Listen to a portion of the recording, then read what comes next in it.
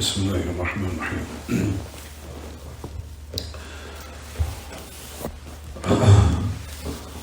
الحمد لله وحده والصلاة والسلام على من لا نبي بعده وعلى آله وصحبه ومن تمسك بسنته إلى يوم الدين وسلم تسليما كثيرا. أما بعد.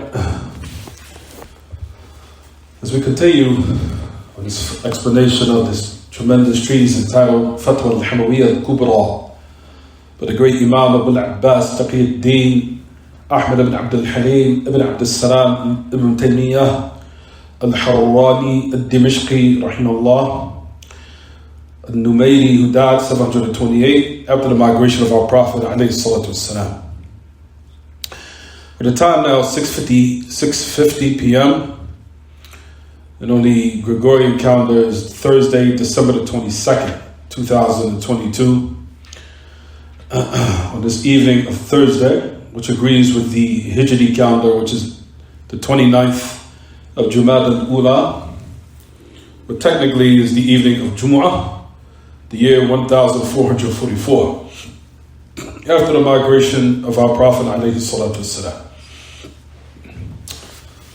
We were discussing the nuqulat, the various transmissions or the narrations that have been conveyed through the Salaf from the great ulama of the past, who are considered from our illustrious scholars who have serviced the religion of Allah, and to this day their service is well known. All of the aqa'id, or the belief of these great a'imma, whether they be from the great Imam Ali ibn Madini, or whether it be from Abu Hanifa, whether it be from Abu Ismail al-Harawi al-Ansari, that Shaykh al-Islam Taymiyyah himself called him Shaykh al-Islam. You'll find that he brought the narrations of these illustrious scholars for a reason, because during that time you'll find that those particular scholars were used as a reference point for their followers, or those who glorify them or honor them or revere them. So Shaykh al-Islam brought their statements to use it as an argument to say that this is their belief. And if this is their belief with these scholars that you revere, so why aren't you following them in their creed? From them, like we said, of the great Imam Hisham ibn Ubaidillah al-Razi, and from them, or what we're going to speak about now, is the great Imam Abu Zur'a al-Razi, and also the great Imam Abu Isa Muhammad ibn Isa al-Tirmidhi rahimahullah. And that's the statement we'll bring now. And I'm sure that everyone is familiar with the great Imam Sahib al-Jami' Abu Isa Muhammad ibn Isa al-Tirmidhi rahimahullah, who is the Sahib al-Jami' from the Kutub al-Sittah that everyone is familiar with. And you'll find that his statement is similar to those who we mentioned. From them was Ali ibn Madini, the great Imam al-Bukhari, and also from Abu Hanifa, Nu'man ibn Thabit, rahimahullah, and others that we will bring. قال. So the Imam al-Tirmidhi, rahimahullah, that he mentioned, هو على العرش كما وصف في كتابه وعلمه وقدرته وسلطانه في كل مكان. This has been narrated upon Abu Isa al-Tirmidhi. قال. He said, Allah is above the throne, just as Allah has described in His book, and His knowledge and His ability and His power is in every place. His ability, His knowledge and His power is in every place. We talked about how Ali ibn Madini, how he refuted the statement. And if I wanted to bring the Mus'haf, the Quran, where Allah subhanahu wa ta'ala says in this book, in Surah Al-Mujadilah, where we talked about last class that the Ma'iyyah of Allah, the Ma'iyyah, what does Ma'iyyah mean? Ma'iyyah is a derivative of the word ma'a, which means with. Mean ayn, ma'a means with. The word ma'iyyah meaning with the creation or with something. The word ma'iyyah of Allah, as we know in the Quran, Allah subhanahu wa ta'ala mentions that the ayah where Allah subhanahu jalla sha'nuh, that He says, ما يكون من نجوى ثلاثة إلا هو رابعهم ولا خمسة إلا هو سادسهم ولا أدنى من ذلك ولا أكثر إلا هو معهم أينما كانوا. Allah subhanahu wa ta'ala says in His book, there's not a secret gathering of what? Of three, except that He is the fourth. Nor a secret gathering of what? Of the fifth, of five people, except that He's the sixth. No, or any group or number less than that or more, except that He is with them. طيب. The ma'iyyah of Allah subhanahu wa ta'ala, that's called ma'iyyah. Allah is with them. Is the ma'iyyah of Allah haqiqiyah? Yes. The ma'iyyah of Allah is haqiqiyah. It is true in reality, it is not majaziyah. It's not metaphoric. It's real. حقيقية. ولا تلزم من معية الله ولا تلزم أن تكون حقيقية ذاتية بل هي معية علمية. I want everyone to understand this point. The ma'iyyah of Allah, Allah be with the creation, even though it's real, does not necessitate that Allah is with the creation in His essence. Does not mean that. Even though at the same time, it's a true ma'iyyah. It is a ma'iyyah haqiqiyah. It is a true what? He's good. He's good. He's fine. These days at times we have to really take it easy on these youth. These youth are very sensitive these days. The slightest thing can make them stop coming to the masjid. Anyway, so what we say in regards to the ma'iyyah of Allah subhanahu wa ta'ala, the ma'iyyah of Allah subhanahu wa ta'ala is haqiqiyah. It's true. It's not majaziyah. The ma'iyyah of Allah is حقيقية ولكن لا تلزم ليس بلازم أن تكون الحقيقية ذاتية بل هي معية علمية. It does not necessitate just because it's a real ma'iyyah that it has to be ذاتية, that it has to be Allah Himself being with the creation. No.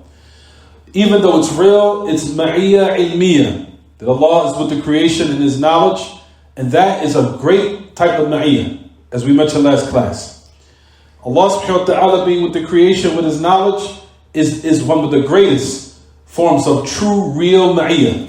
Why I say that? Because Allah subhanahu wa ta'ala has knowledge of what's going on within yourself more than you do.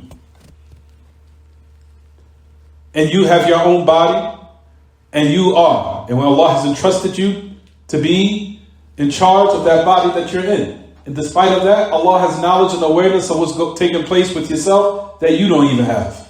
If that's not true ma'iyyah, then what is? If that's not true ma'iyyah of Allah, then what is? That's the reason why we say the ma'iyyah of Allah is ma'iyyatun haqiqiyyatun ilmiyah. وَلَا لَيْسَ بِلَازِمْ أَن تَكُنْ حَقِيقِيَّةً ذَاتِيَّةً. So the ma'iyyah of Allah subhanahu wa ta'ala, as we mentioned, is said, is true, and it's ma'iyyah of Allah being with the creation in His knowledge. And just because it's real does not necessitate as to be He Himself within the creation or the creation being within Him. Is it clear, everyone? So we say again, ma'iyyah haqiqiyya ilmiyya. طيب. Your father, the great Imam al-Tirmidhi, rahimahullah, that he said, هو على العرش كما وصف. Allah is above the throne as just as He described in His book. His knowledge, His power, His ability is everywhere. It's in every place. طيب. وروى عن أبي زرعة الرازي أنه سئل عن تفسير قوله الرحمن على العرش استوى فقال تفسيره كما تقرأ هو على العرش وعلمه في كل مكان من قال غير هذا فعليه لعنة الله. Now listen to this. So we know Abu Zur'a al-Razi was from the family in the same tribe of the great Imam Abu Hatim al-Razi, and also his son. طيب. It was asked about the tafsir of the statement of Allah, the most merciful above the throne ascended. He said, its explanation is how you read it. Meaning it's self-explanatory, it's clear. Allah is above the throne and His knowledge is in every place. Whoever says other than that, then upon him is the curse of Allah. Your father, the great Imam Abu Isa al-Tirmidhi, Sahib al-Jami' al-Ma'ruf, Abu Isa al-Tirmidhi, is the one, as we know, that's the Sahib al-Jami' for the Sunnah, from the books of the 6 books of what we know of Hadith that have preserved the prophetic Sunnah of our Messenger alayhi salatu wasalam. Qal. Notice and keep in mind and hold on with your motif the statements of these great scholars that have serviced the religion of Allah in the most greatest fashion. He said that Allah is above the throne. That was the Aqidah of the great Imam Abu Isa, Muhammad bin Isa al-Tirmidhi. So he believed that Allah was above the throne and that He was not everywhere. You hear it clearly. These were the aqaid and the creed of these great scholars who serviced Allah religion in a manner that's unprecedented from the rest of the creation. These scholars from the Imam al-Bukhari, Ibn Majah, and the great Imam al-Tirmidhi, وصاحب السنة وصاحب السنن Abu Dawood, Sulaiman ibn al-Ash'ath al-Sijistani, who's known as, in his book, Sunnah Abi Dawood. And other than them from the great Ai-Imah, this was their belief. And if this was their belief, and their chain of all the narrators that they brought in a book returns back to the companions and the message of Allah alayhi salatu wasalam, to let you know that the creed of these great Ai-Imah traces back to the knowledge where it goes back to the greatest generation, rather the greatest of all prophets and messengers, Muhammad bin Abdullah alayhi salatu wasalam, conveying his belief in addition to conveying those who are the greatest of this ummah after its prophet, who's the companions. Their belief was similar, of course, and exactly and precisely along with the aqidah of the Messenger of Allah sallallahu alaihi wasallam. Those people that are upon this type of creed, from them is this great scholar Abu Isa, Muhammad ibn Isa al-Tirmidhi. Tayyib. Notice it says, Allah, the great statement of the great Imam Abu Zur'a al-Razi. What does he say? وَعِلْمُهُ وَقُدْرَتُهُ وَسُلْطَانُهُ فِي كُلِّ مَكَانٍ. His knowledge and Allah's ability and His power is in every place. كيف تترادف عباراتهم على معنى واحد. All of these great scholars who we just conveyed, their creed, notice it's all the same. You don't hear any different. Same meaning. All of them are agreement upon, even though they are different times, different periods of times, and their creed is still the same. That Allah's knowledge is in every place. وَأَنَّ مَعْنَى الْمَعِيَّةِ إِنَّمَا هِيَ مَعِيَّةُ الْعِلْمِ. We have just mentioned that. So you'll find وَرَوَى عَنْ أَبِي زُرْعَةَ الرَّازِي. Abu Zur'a al-Razi was from the great Ai-Imah of our religion that we talked about in that book that he entitled, the book entitled what everyone? Aqidat al-Raziyayn, the belief of the 2 Razis, and this is one of them, Abu Zur'a al-Razi, in which that everyone needs to cling to their belief with your motif, despite of what you see on YouTube or on social media platforms. This is the belief that you need to hold on to here, where he said clearly. And he was considered, Abu Zur'a al-Razi, he was considered Shaykh al-Mashayikh, the Shaykh of the Mashayikh. He was considered the Shaykh of the scholars of our religion. الذي يحكي عبد الله بن أحمد بن حنبل, in which you'll find the son of Imam Ahmad, and he said about him. Now listen to this. This is to let you know the type of respect that the great Imam of Ahl Sunnah, Ahmad ibn Hanbal al-Shaybani, that he had for this great alim, whose name was Abu Zur'a al-Razi. How did he revere him? Look to the statement. He says, ذات مرة نزل عند أحمد أبو زرعة. That Imam Ahmad Abu Zur'a had came as a guest. Came. فترك الإمام أحمد. I want everyone to listen to this closely. ترك الإمام أحمد ورده في تلك الليلة من النوافل. Listen to this, everyone. That Imam Ahmad left his wird, his usual worship or form of worship he did in that night, a voluntary prayer, so he could be enabled to take knowledge from Abu Zur'a al-Razi. Which said to let you know, taking knowledge is better than what? Better than voluntary what? Worship. Because the greatest form of worship to draw close to Allah by is seeking knowledge and learning it. So Imam Ahmad understood this. Because I notice even in some of our masajid when we're taking knowledge, some brothers will be praying in the back, another prayer, then another prayer, and I tell them and remind them, what you're learning and coming to class is better than what you're doing right now. It's better than what you're doing right now. The greatest of what? of acts and deeds that you can utilize to draw close to Allah is what we're doing right now. It's better than performing those supererogatory, voluntary acts of worship. Is it clear, everyone? Imam Ahmed ترك ورده في تلك الليلة من النوافل. He left off his wird, his usual act of worship we would do, of those voluntary acts, in order to enable himself to what? Listen and benefit. To the point where Imam Ahmed said in his statement, نستمع ونستفيد من هذا الشيخ. He said, let us listen and benefit from this Shaykh. As Imam Ahmed, his son, mentioned in his book, قال عبد الله بن أحمد لما قدم أبو زرعة نزل عند أبي وكان كثير المذاكرة له فسمعت أبي يقول يوما ما صليت اليوم غير فريضة استأثرت بمذاكرة أبي زرعة على نوافلي. This is a statement from Imam Ahmed's son, Abdullah. He said about him, he said, my father, and he's talking about Imam Ahmed. He said he used to study a lot at the hands of Abu Zur'a, of hadith and narrations and narrators. He said that I heard from my father one day. He said, I did not pray today other than my obligatory prayers, in order for me to take advantage of every second of what? Taking the knowledge of Abu Zur'a over my voluntary acts. Is it clear, everyone? لازمه في تلك الليلة بدلا من أن يتهجد.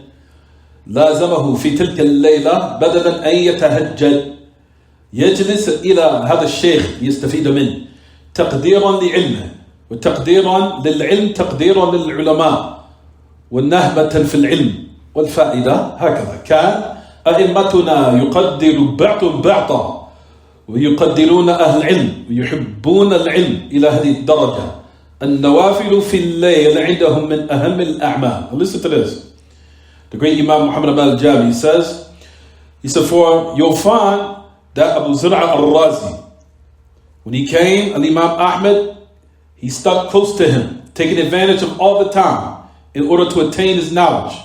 To the point, like we said, leaving off and abandoning, and that night performing tahajjud in order to enable himself to sit with this great scholar, in order to benefit from him. He says, out of respect for his knowledge and respect for the knowledge. And we know respect for the knowledge is respect for the scholars. And it shows great what? Enthusiasm to learn the knowledge and benefit. And this is how our great scholars of the past were. They revered one another. They revered the people of knowledge, loving it to this extent. To the point it says, النوافل في الليل عندهم من أهم الأعمال. لكن ممكن لطالب العلم إذا وجد عالما يستفيد من علمه عالما سنيا ممكن أن يترك بعض النوافل مقابل أن يستفيد من ذلك العلم. So he says again, he says you'll find that people, they love knowledge in that time to this extent, to the point where you'll find the voluntary acts in that night with them, as we know, were considered from the most important of acts. However, a student of knowledge might find a scholar, a person who truly possesses sound knowledge, benefit from his knowledge, a Sunni, Salafi scholar, that in that time where he's present, that the student of knowledge can abandon certain voluntary acts in order to enable himself or to reciprocate the benefit from that knowledge, even though he might have left off or abandoned some of his voluntary acts in that particular moment, temporarily. And the example of that is when the great Imam Abu Zur'a al-Razi came. Is it clear, everyone? So it says, Abu Zur'a al-Razi, rahimahullah, he said, أنه سئل عن تفسير قوله الرحمن على العرش استوى. The great Imam was asked about the most merciful above the throne ascended. What does it mean? He says this explanation is just as you read it. تفسيره كما تقرأ. هو على العرش. He's above the throne. And his knowledge is everywhere. His knowledge. Whoever says that, then upon him is the curse of Allah. Why? Because that person is a Jahmi. انتبهوا. الجهمية أجمع أهل السنة على تكفيرهم. This is what the great Imam Muhammad al-Jami says. He says he's Jahmi. He said, be attentive. that the Jahmiyyah, the people of the Sunnah, has a consensus upon them being outside the fold of Islam. Generally. Especially from the A'yan. Especially from their callers. Is it clear what I'm saying, everyone? What is the proof of that? You'll find Imam Ibn al-Qayyim, rahimahullah, that he put in his Nuniyat, his poetry. So I said this yesterday. I said this poetry.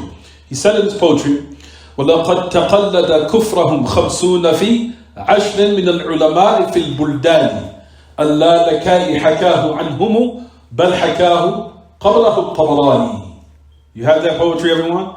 وَلَقَدْ تَقَلَّدَ كُفْرَهُمْ خَمْسُونَ فِي عَشْرٍ مِنَ الْعُلَمَاءِ فِي الْبُلْدَانِ أَلَّا لَكَاءِ حَكَاهُ عَنْهُمُ بَلْ حَكَاهُ قَبْلَهُ الطَّبَرَانِي. He said in his poetry, he said, verily who has followed up the kufr of the Jahmiyyah are 50 times 10, which is equal to what? 500. خمسون في عشر يساوي 500. 50 multiplied by 10. That's how you say خمسون في عشرة يساوي كم؟ 500. 500. 500 from the great scholars of the ulama of the Amsar, of the different times and the different places, have gathered in the consensus upon their takfir. Those who have gathered its statements was the great Imam al-Lalaka'i, Abu Qasim. He's going to bring his statement too in a minute. It's about to flip a couple of more pages. His statement is there. Al-Lalaka'i have brought this statement about their what? About those ulama from the people of Sunnah who gathered upon the takfir of the Jahmiyyah. And before Imam al-Laka'i, another great scholar who we know is the great Imam al-Tabarani. In his what? His Mu'jam. In his Mu'jam, in his books that are known for the Mu'jam al-Kabir, al-Mu'jam al-Awsat, or al-Mu'jam al-Saghir. Anyway, but what we're saying, everyone, in regards to the poetry, you'll find that the great Imam Ibn al-Qayyim has said this, that the A'yan بينما يتوقفون في تكفير المعتزلة. The great Imam Muhammad Aman Janis, the great Imam, in the Aqidah especially, even though he specialized in a lot of abwab, a lot of great knowledge in the religion. Don't think that he was just strong in Aqidah, he was strong in other areas. But what he was known for was this affair of Aqidah, the great Imam, rahimahullah. He says, you'll find that Ahl Sunnah declared the people of the Jahmiyyah to be outside the fold of Islam. Especially from their a'yan, especially from their callers. As far as the common folk, that was something different, slightly. بينما يتوقفون في تكفير المعتزلة. Whereas you'll find that they were hesitant in declaring the Mu'tazila and the Asha'ira to be outside the fold of Islam. They were hesitant in their regard. وغيرهم من طوائف أهل الكلام ولكنهم أجمعوا على تكفير الجهمية. He says, and other than them, from the different deviant sects that have been affected by Greek philosophy and rhetoric, or Greek mythology. Because that's the origin of philosophy that started in the area where there was what? Greek mythology. Then from amongst their people arose Plato, Aristotle, and other than them, where they came with philosophy, where they came with this nonsense, in which you'll find that some of the Muslims were amazed at the philosophy of these people until they incorporated it in the religion. Until they came with these great atrocities that Allah is not above. Philosophically what? Or philosophically thinking, or a philosophical way of thinking, or so-called using their rational way of thinking in order to what? Say that these matters doesn't make sense. Or intellectually speaking, these affairs don't agree with the human mind. All those matters emanated from the what? From the Greeks. Every type of atrocity you can think of. From worship of multiple deities, and at the same time, bringing types of way of thinking, such as philosophy, until the Muslims adopted it. So, the people of the Mu'tazila, just to sum it up everyone, the Mu'tazila and the Asha'ira, you'll find that they were hesitant in declaring them from being outside the fold of Islam. However, they did have a consensus upon the Jahmiyyah being outside the fold of Islam. Why, everyone? It's rhetorical. So listen. لأن الأشاعرة والماتريدية والمعتزلة لا يزالون يدندنون حول الكتاب والسنة.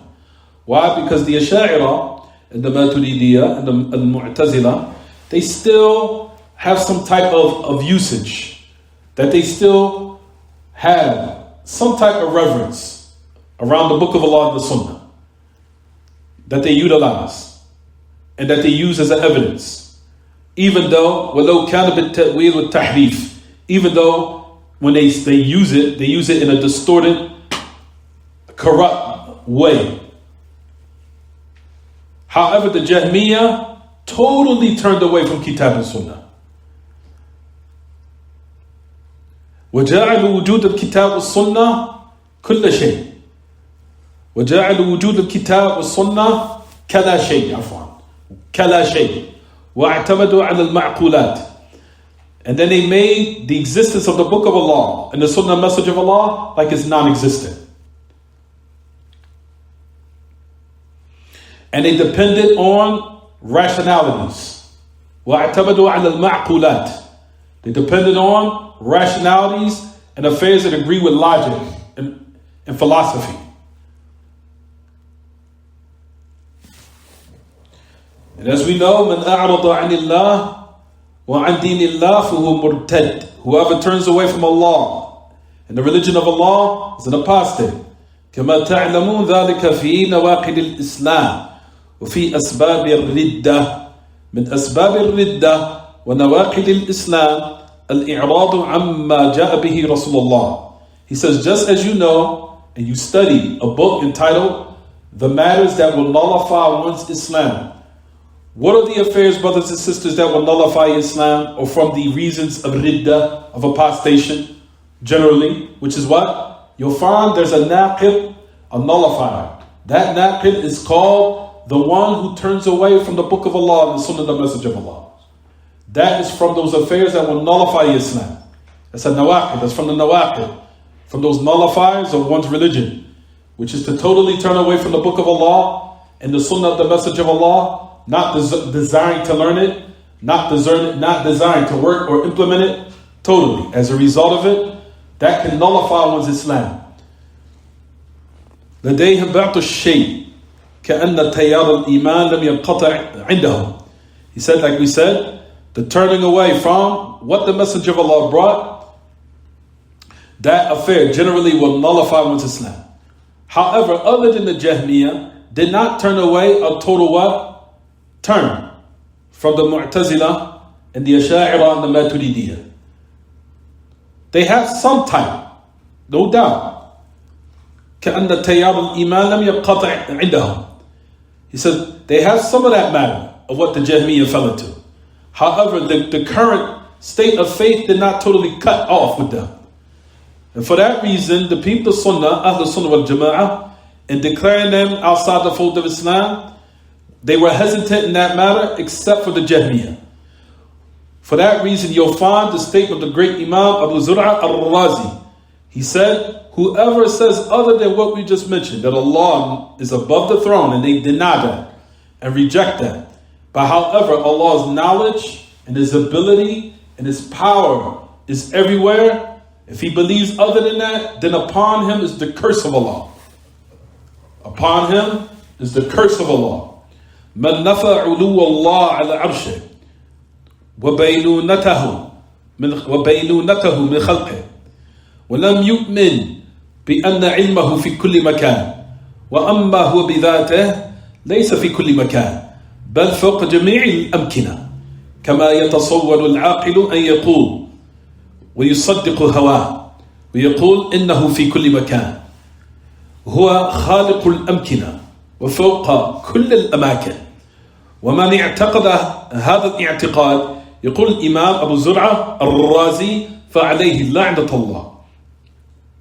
He says, whoever negates Allah being above the throne and that Allah is separate and distinct from the creation, and he did not believe that his knowledge is everywhere, but he himself is that, meaning he himself is not everywhere, he's above all everything in every place.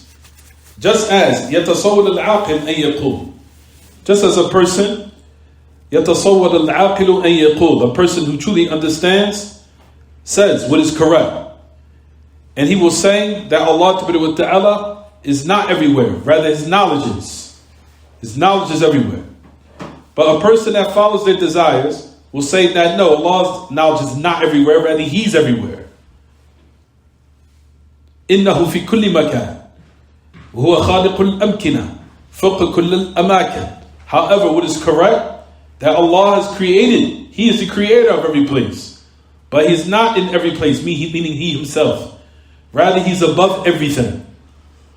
You'll find that Imam Abu Zur'a al-Razi saying, whoever believes this belief other than what we mentioned, then upon him is the curse of Allah. معنى قوله تفسير قوله الرحمن على العرش استوى كما يقرأ.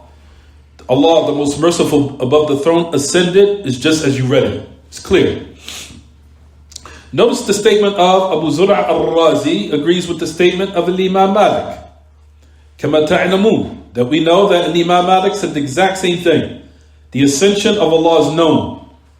Meaning, known as far as the meaning when you read it. Ma'lum al-ma'na. The meaning is known when you hear it. The ascension of Allah, ma'lum al-ma'na. Ma'lum, meaning it's known. Meaning it's meaning. And that Allah had did that act after He created the heavens and the earth and that which is between it within 6 days. Then He ascended above the arsh. That Allah subhanahu wa ta'ala, that ascension is known. Meaning as far as its meaning. ما يحتاج إلى تفسير اللهم إلا إذا كان السائل أعجميا. He said you do not need to explain it. Because once you hear the meaning, it's clear. He says, except in this case where somebody might not understand Arabic or might be an A'jami. So in the origin of the linguistic meaning in the Arabic language, he might not understand until you explain it to him. Then once it's translated to his language, then he what? Understands. It's clear. أما إذا كان يعرف اللغة العربية بمجرد أن يسمع الآية يفهم معنى الآية. As for if he understands the Arabic language, then as soon as he hears the verse, he understands the meaning of the verse. الذي يبقى معه معرفة الكيفية. So what's remaining, everyone? How Allah did it. But the kayfiyah of Allah subhanahu wa ta'ala is what? It's not known. Meaning no one knows how Allah did it. And rather, as we said, that affair is above our what? Our true understanding. A person might mention and ask, how? Why can't we comprehend that Allah ascended? Because you can't comprehend how Allah hears everything simultaneously. Can you comprehend that? And Allah seeing everything simultaneously. Allah seeing everything. Can you comprehend that? If you can't comprehend His characteristics, then it's all the more reason you will never comprehend His essence. You can't even comprehend His characteristics. Can you comprehend Allah's characteristics? Allah sees everything. Way beyond your mind's capacity. Allah hears everything. Even though the vast distance of the heavens to the second heaven is 500 years between each heaven. And Allah hears everything in there. Nothing is hidden from Allah. As far as the masmu'at or the mar'iyat. As far as everything that is heard and seen, Allah sees it and hears it. Can your mind comprehend that? And not only that, Allah subhanahu wa ta'ala hears the different languages and understands them perfectly and clearly. All at the same time. Can your mind comprehend that? Absolutely not. So how is it can you think you will be able to begin to comprehend His ascension? Is it clear, everyone? جيد. وغير معروفة الإيمان بالاستواء واجب والسؤال عن الكيفية بدعة. كلام الإمام مالك يتفق تماما مع كلام الإمام أبي زرعة. الله أكبر. So the known of the kayfiyah of Allah, that Allah, how He did it, is not known. It's not understood. Even though we understand its meaning, but we cannot comprehend it. Way beyond our comprehension. Way beyond what our minds can fathom. Those matters, like we said, Imam Malik understood that. That's the reason why when the questioner asked that question, it became to the point where he started to sweat profusely. And his face became red. Like, how can this human being who's weak be able to begin to comprehend the affair of the ascension of Allah subhanahu wa ta'ala above the arsh? To ask how Allah did that. Even though these affairs are way beyond our comprehension. And we just gave examples of some of the characteristics of Allah Ta'ala, where a person cannot even begin to fathom that. Why would you be able to think that you'll be able to what? Fathom His essence and affairs as pertaining to Him subhanahu. You can't even fathom in your mind, can you begin to understand, like I said in the last classes, something that, or being that's complete, a deity that is complete where He has no beginning. Can you understand that? Can you comprehend that? No beginning. A complete deity that has no beginning. Can your mind understand that? A complete deity that has no ending. Can your mind understand that? A deity that can bring from something of non-existence into existence. Can you understand that? These affairs you can't understand. If these affairs you can't comprehend, of His characteristics, you will never be able to understand His essence. His essence is greater, like we said, because of the qa'idah, or Ahl Sunnah, which is this: Al-kalam fi sifat, far'un an al-kalam fi dhat, yahdu hadwa. The qa'idah, what Shaykh al-Islam have mentioned, which we know, in so many classes I've mentioned this particular principle, which is Al-kalam fi sifat, far'un an al-kalam fi dhat, yahdu hadwa. Speaking about the characteristics of Allah is a branch of speaking about His essence. They emulate each other. Meaning, if you cannot understand His characteristics, it's for all the more reason that you will never understand His essence. Is it clear? If you cannot fathom or understand His characteristics, it's for all the more reason that you will never understand His what? His essence, because they emulate each other. Is it clear, everyone? Is it clear what I said or not? جيد تفضل. Can you repeat the qaida, please? الكلام في الصفات فرع عن الكلام في الذات. الكلام في الصفات فرع عن الكلام في الذات يحذو حذوه. يحذو حذوه. Or you can say يحتذى حذوه. يحتذى حذوه أو يحذو حذوه بالذال, not dal. ذا بالذا يحذو حذوه. طيب, so let's read the great statement of the Imam al-Lalaka'i. Will stop. Shaykh al-Islam goes on to say in this tremendous treatise entitled Hamawiyyah, وروى أبو القاسم al-Lalaka'i, the great Imam, also the great Imam Abu Hamid al-Isfarayini. You'll find that he mentions in في أصول السنة بإسناده عن محمد بن حسن الشيباني, the great Imam and Sahib of Abu Hanifa. قال, all of these great scholars, they have conveyed these statements. اتفق الفقهاء كلهم من المشرق إلى المغرب على الإيمان بالقرآن والأحاديث التي جاء بها الثقات عن رسول الله صلى الله عليه وسلم في صفة الرب جل وعز من غير تفسير ولا وصف ولا تشبيه. فمن فصل اليوم شيئا من ذلك فقد خرج عما كان عليه النبي صلى الله عليه وسلم وفارق الجماعة، فإنهم لم يصفوا ولم يفسروا ولكن أفنوا بما في الكتاب والسنة ثم سكتوا. فمن قال بقول جهم فقد فارق الجماعة فإنه قد وصفه بصفة أو بصفة لا شيء. We'll stop here. It's been conveyed from the great Imam Abu al-Qasim al-Lalaka'i. He was the great close companion of another great scholar, Abu Hamid al-Isfarayini. Al-Isfarayini in Usul al-Sunnah, by a chain upon Muhammad ibn Hassan al-Shaybani, who's a close companion of Abu Hanifa. He said that the great scholars who truly had sound understanding in fiqh, all of them have agreed from the east to the west upon faith in the Quran and the authentic Sunnah of the Message of Allah, in which the trustworthy ones have conveyed upon the Message of Allah sallallahu alayhi wasallam as it pertains to the characteristics of our Lord, without any tafsir, without any wasf, wala tashbih, without trying to explain it, meaning how it is, or describing it of how it is, nor liking it with the creation.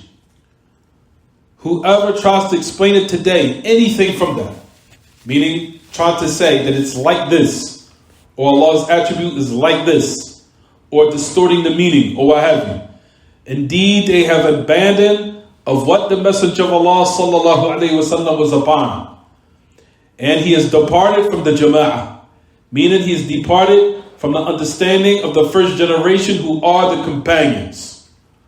For verily they did not describe, meaning they did not try to now explain how or give a description by giving another description of that attribute with another one.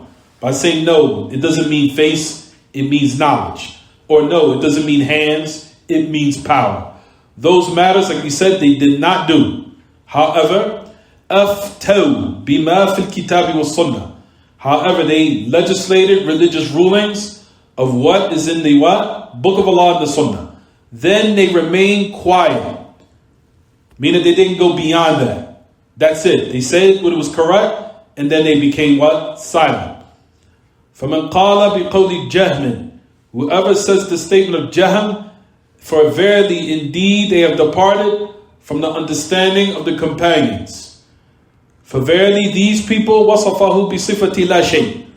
For verily Jahm al-Safwan has described the characteristics of Allah with a characteristic of non-existence. Is it clear, everyone? And we'll stop here.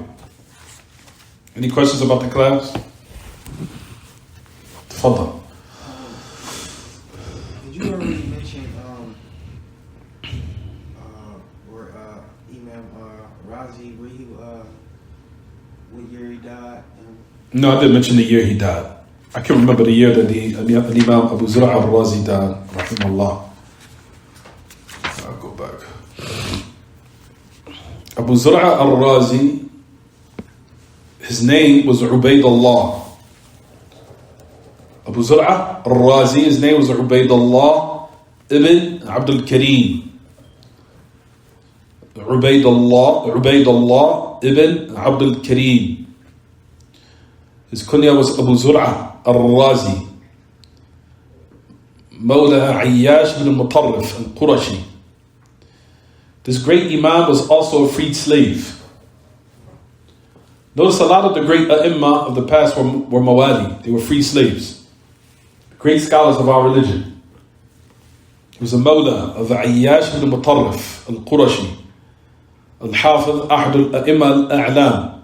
قال عنه أبو حاتم لم يخلف بعده مثله علما وفقها وصيانة وصدقا. Then you will find that he said about Abu Zur'a al-Razi, his name was Ubaydullah ibn Abdul Kareem. He said no one, it was left after him, or no one succeeded him, or anyone similar as far as his knowledge, his fiqh, his siyana, and his sidq. In him, of course, observance of the religion and his truthfulness. He died 264 after the Hijrah. توفي 64 و200, 260 after the Hijrah. Abu Zur'a al-Razi, rahimahullah.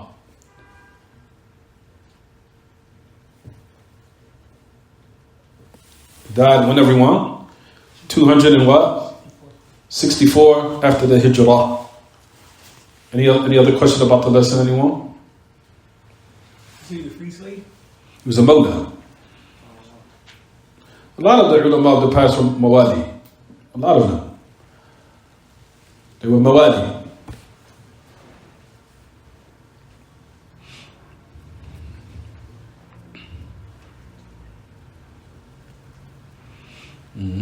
طيب, any other question? Anything else, anyone? طيب, we'll stop here بإذن الله. وصلى الله وسلم وبارك على وبارك على نبينا محمد وعلى آله وصحبه وسلم. سبحانك اللهم وبحمدك وأشهد أن لا إله إلا أنت أستغفرك وأتوب إليك.